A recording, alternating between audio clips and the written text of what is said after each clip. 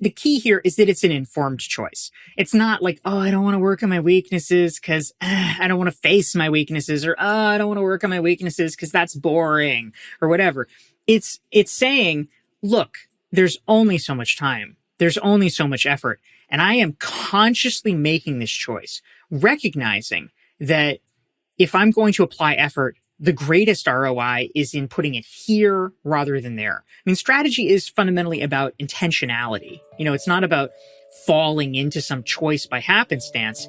It's about really evaluating things and taking control in your life, having some agency and saying, you know what? I put my stake in the ground. This is where I'm going to focus. This is Leading Up, a podcast from Udemy Business. Our guests share the advice, insights, and inspiration to help you transform as a leader.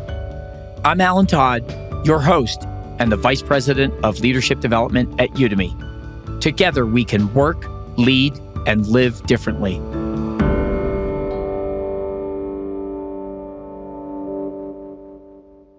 Having a great idea is one thing. Effectively communicating that great idea or a brilliant contribution is a whole different ballgame.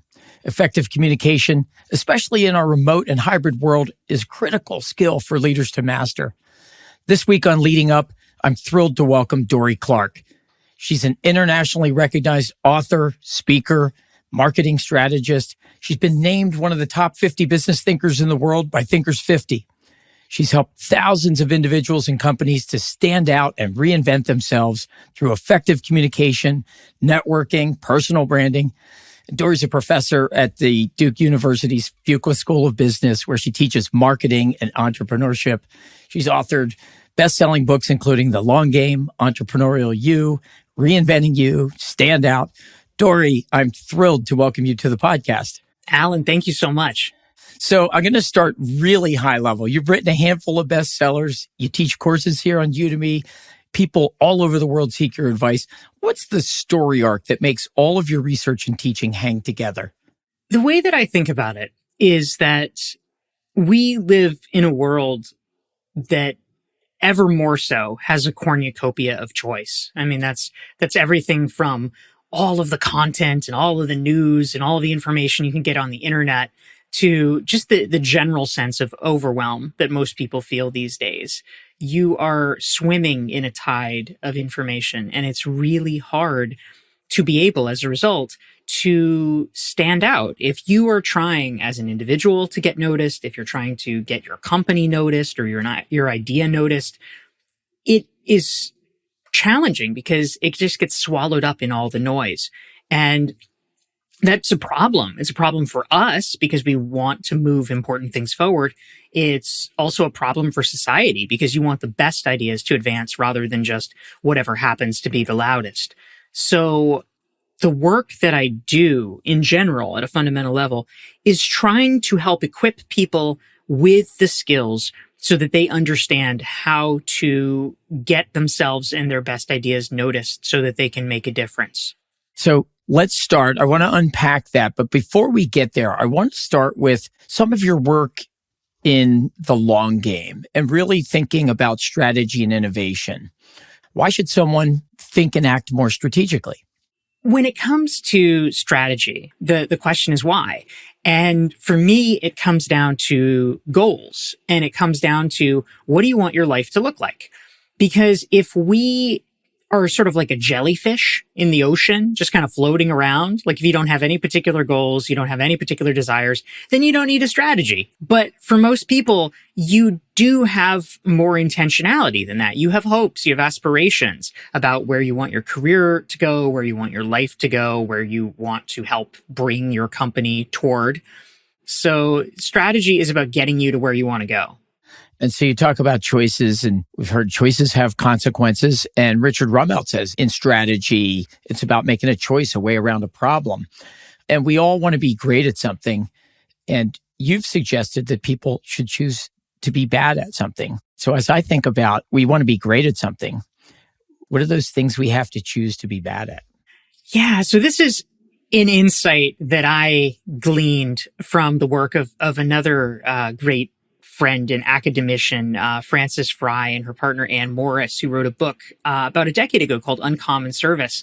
And they were talking about service industry businesses and why so few of them actually are great. Yeah. And the reason they discovered is that, everybody has aspirations of greatness, but the truth is there is only so much time. There's only so much energy. There's only so much budget. And so choices do have to be made. If you fail to make a choice, you are going, by definition, to be average. If you really want to put in the time and effort necessary to be great at something, you can't be great at one thing and then just okay at everything else. Realistically, you have to be great at something and then bad at something, because that's where the budget comes from. And because people are so reluctant to choose to be bad at anything, they just sort of revert to the mean of boring averageness. So in practical terms, what this means is we have to make a strategic choice. Obviously, you don't want to be bad at something that is truly mission critical. But if you can make a choice and say, you know what? My customers really value this thing. Maybe this thing is staying open late and having long, easily accessible hours, but they don't really value this other thing, which is, my bank paying high interest rates. Great. I will take the money that I would have spent on giving out more higher interest rates, and I will allocate them to easier hours. And maybe that's not optimal, but realistically, people aren't going to notice or care that much. Yeah, we've talked to a number of people on the podcast that come from the positive psychology, positive organizational scholarship. What do you make of the strengths movement? Would you say that that's a similar concept, working on your strengths rather than focusing on shoring up weaknesses? Well, I think honestly, in a lot of cases, this is just people saying the same thing in different ways. Yeah, of course, focus on your strengths. It's more fun for people to focus on their strengths rather than shoring up weaknesses. Things are usually a weakness for a reason, right? Oh, it doesn't come naturally. It's hard. It's a slog. And so it is slower and less gratifying to make progress in it. All these things are true. It's also true that sometimes there are things that are such weaknesses, no matter how good your strengths are, sorry, no one cares. I think it's unnatural for people to say, I'm willing to admit that I'm going to be bad at something, or I'm willing to admit I'm not going to work on my weaknesses. Because if you look at a lot of performance management, what you're describing is not the natural mode. And I think that counterintuitive direction makes a lot of sense and leads to greatness. The key here is that it's an informed choice. It's not I don't want to work on my weaknesses because I don't want to face my weaknesses, or I don't want to work on my weaknesses because that's boring, or whatever. It's saying, look, there's only so much time. There's only so much effort. And I am consciously making this choice, recognizing that if I'm going to apply effort, the greatest ROI is in putting it here rather than there. Strategy is fundamentally about intentionality. It's not about falling into some choice by happenstance. It's about really evaluating things and taking control in your life, having some agency and saying, you know what? I put my stake in the ground. This is where I'm going to focus. I love it. So now let's say we've done that. And I work in a culture where, not me, but let's say our listeners, busy executives, they have packed calendars. And you see that trickle down. If I have space in the calendar, does that mean I'm lazy or I'm not working hard? I'd love to hear you talk about how do successful people create the space to do this, to think more strategically? Yes, you're putting your finger, of course, on a really important subject, which I've looked into quite a bit in my book, The Long Game, because if you're going to write a book about strategy, how to be a strategic long-term thinker, you have to deal with the elephant in the room up front, which is, okay, most people say, yeah, that's a great idea, but I can't do it. I don't have time to do it. That's true up to a point because we're all busy, but also at a certain point, if it actually is that important, why are you not making time? What's the holdup? What's the hang up here? And so digging into that, I think, is really informative. There was some research a few years back out of Columbia University. Sylvia Bellezza and her colleagues did it about the fact that in many Western cultures, busyness is essentially a proxy for your level of importance. That's how it's perceived. Yeah. Well, I guess the opposite is true, which is a little bit hard to deal with. So part of the reason why we have so much trouble is that we are oftentimes working at cross purposes to ourselves because we want to be less busy, but then systematically we keep taking actions that never get us out of that hamster wheel. Yeah. I think about Warren Buffett. I think he says something like 80% of his week, 90 maybe, has no meetings. Yeah. What do you make of experiments with 4-day work weeks, no meeting Fridays, 20% time to innovate? Do any of those things work? Do they help? Any thoughts on that? Well, it's really interesting. I mean, I personally am always a fan of innovation when it comes to, just trying out new ways of doing things. What I like about the idea of experimenting a little bit is, many people are familiar, if not with a term, certainly with a concept of what is known as Parkinson's law, which is that work expands to fill the time allocated for it. Right. So, you have 4 hours to write a report. Okay, it gets done in 4 hours. You have 40 hours to write a report. Well, suddenly this is a 40-hour endeavor.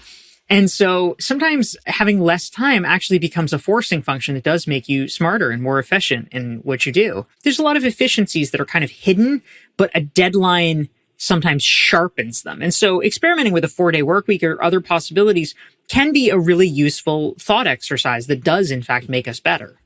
I love it. So ultimately, you've got to think a little bit longer term. If you're going to be great at something, you can't be loose with your time. Yeah, exactly. So I think about strategy and innovation together. And so Carl Ulrich is the Vice Dean of Innovation at Wharton and has been on the podcast. And he advised leaders to keep investing in innovation, even in an economic downturn, that it's something that this entrepreneurial thinking and design thinking has to become baked into the culture. So it doesn't matter whether the economy is good or bad or indifferent. And with the economic downturn upon us now, this kind of real thing and layoffs on people's minds, I'd love to take that innovation thinking and apply it to the individual. And I'll start, as we kind of shift, how can individuals use entrepreneurial thinking to better take control of their career or their life?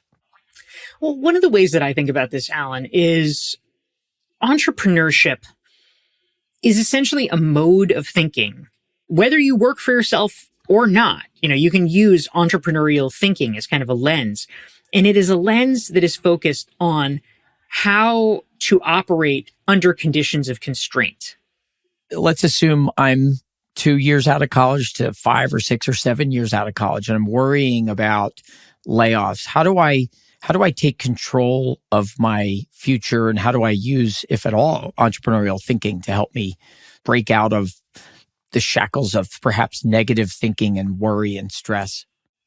So, I mean, it is a stressful time for sure to see large companies, the ones that certainly during the pandemic, but even for many years before, were considered the quote unquote safest because they're so successful, they're printing money, and now there's waves of layoffs. If you work for yourself, if you have taught yourself the skills to always have the ability to gin something up, then you will be able to be successful. You know how to create something out of nothing. That's the essence of entrepreneurship. I have been laid off from a job. My very first job, in fact, I got laid off from. But since 2006, I've worked for myself. Guess what? I haven't laid myself off. I've always been able to put food on the table because I sort of cultivated that skill. Yeah, I love that. And it's back to this counterintuitive thinking. Again, entrepreneurial thinking, these things give you agency, which probably helps towards confidence, which helps towards competence. So they all sort of feed on each other. If you're not sitting around worried, maybe thinking of it as kind of optimistic thinking versus kind of pessimistic thinking. Yeah, absolutely. There's really something to be said for not feeling like somebody has you over a barrel. The more you can work early on to give yourself even just a little bit of economic margin, the more choices you have. And the more choices you have, it means you can sort of wait for your pitch and look for the moment where, oh, that's a really good opportunity. Oh, that's a really good job offer. And take that rather than just grabbing at the first thing that will fulfill a short-term economic need.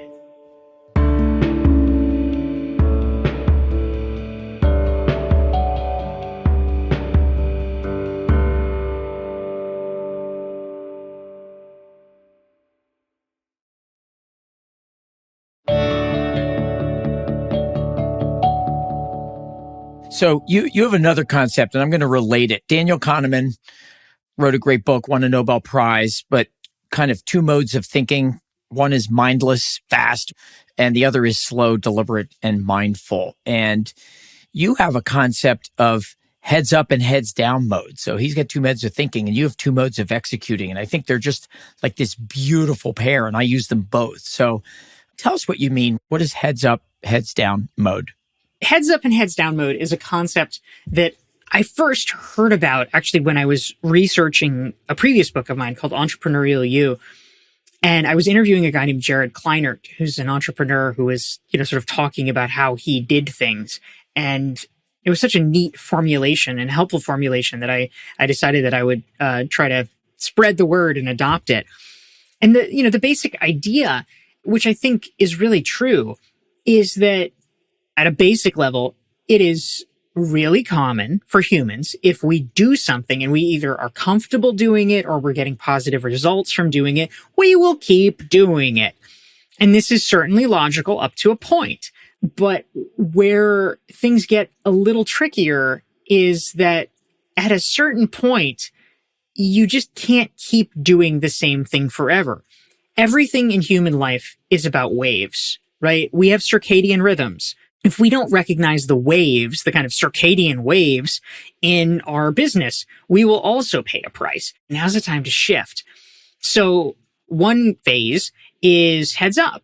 I consider it sort of the active phase. My favorite metaphor is like, you're Punxsutawney Phil and you're sticking your neck up in the winter and you're like, hey, let me look around. Let me see what's going on. What's new? What's up? And you're surveying the terrain to see what's interesting, what's happening, has anything changed? Okay, you're getting ideas, you're taking it all in. But then, like our friend Punxsutawney Phil, at a certain point, you need to stick your head down under the ground because that is the heads down mode where you need to execute. If all you ever did was just look around at things, it's like shiny object syndrome. You'd have lots of great ideas, but you're not doing anything. Similarly, there's a danger if all you do is be in heads down mode.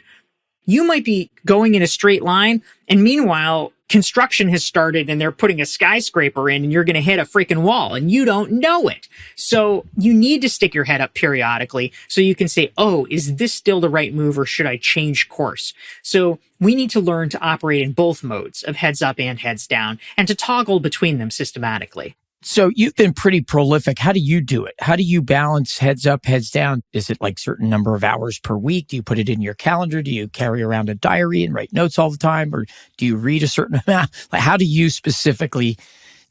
you become so prolific and productive? Oh, well, thank you. For me personally, and I think it's going to depend on the person, what works for them. I'm a big fan of experimentation. You could think about it in terms of times a day or, on a weekly basis or something. When I am writing a book, for instance, that is a process where it really does need to be heads down. I mean, the book does not get written unless you are sitting in your chair working on your computer. And so during those times, I try to minimize, all the extraneous things. I am generally not going out to events. I'm not meeting with people. If there's sort of discretionary things where someone's like, oh, hey, I want to have a networking call or whatever, I'm like, not now. But when I'm in heads up mode, it's sort of the reverse. I'm like, yeah, I'll take that meeting. Let's do it. But I think of it in shifts that are multiple months long, sometimes even up to a year long. That makes a lot of sense. So I want to move to kind of the big idea stuff from standing out. You have some really interesting ideas. So what if I don't have a big idea? How do I figure it out? Are there things that you advise people to do to come up with their thing? This is a challenge for a lot of people, and I've seen it up close because I actually run an online course and community called Recognize Expert where I have seen like hundreds and hundreds of people sort of struggle with this. So how do you figure it out? Well, I mean, frankly, one of my favorite ways to do it is essentially to let the market decide, to try to do as much content creation as possible. That could be writing articles, that could be doing podcasts or videos or giving talks or whatever. But the more you're putting ideas out, the more you're giving people and the marketplace an opportunity to essentially vote with their interest. It could just be something as simple as like, okay, I wrote articles about this, this, and this. Article A got 100 views. Article B got 1,000 views. Article C got 10,000 views. Oh, okay. What's different here?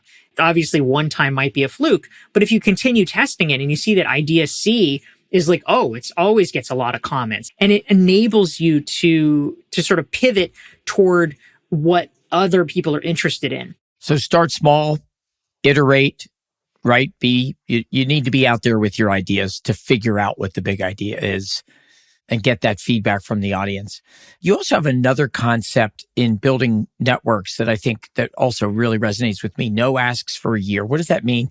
And I'm pivoting to networking because it's kind of the same thing. You say build a network. And we've had many guests on the podcast that have talked about their great rise to success and how important people were.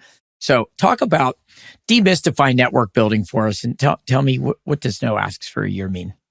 There's some interesting research that I cite in The Long Game by a colleague of mine named Francesca Gino. She's a professor at Harvard Business School.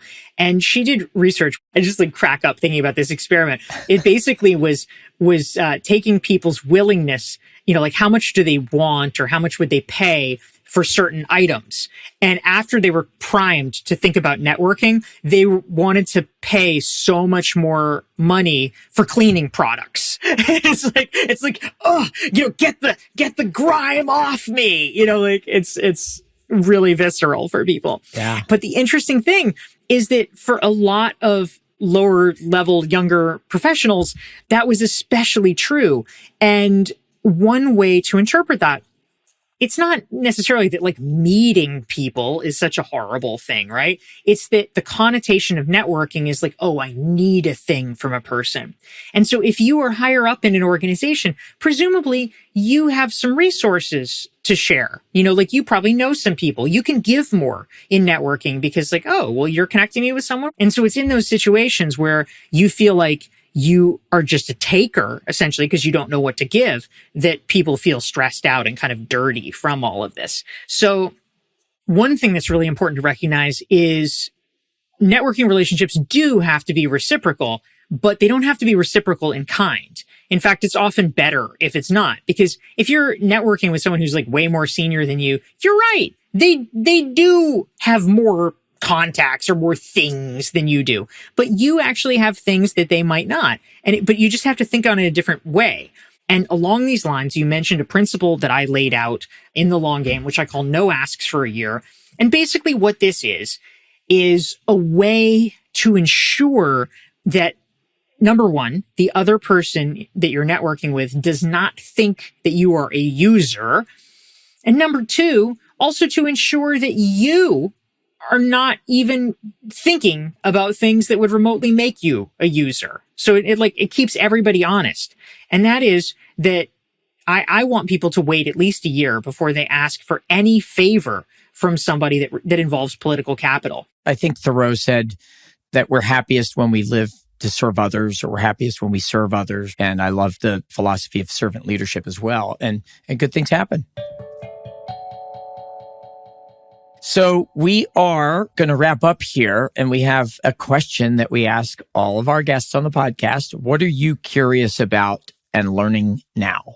Well, the thing that I am continuing to learn about and have been working on, this is part of my 10-year plan that I created in 2016, is I have been using my so-called 20% time, which is another concept I talk about in The Long Game, my spare innovation time, to learn to write musical theater. So I am continuing to learn the process of how to write musicals and how to get a show to Broadway. I love it. You sort of bring together, as you've done with all of your writing, you are the synthesis of all of your research. You're walking the walk and talking the talk. Beautiful. Thank you, man. I appreciate it. Thank you, Dorie. Thanks so much for joining us on the podcast. Oh, absolutely. And I'll just mention too, if anyone wants to go even deeper into strategy, I have a free resource at dorieclark.com/thelonggame. It's a strategic thinking self-assessment they can check out.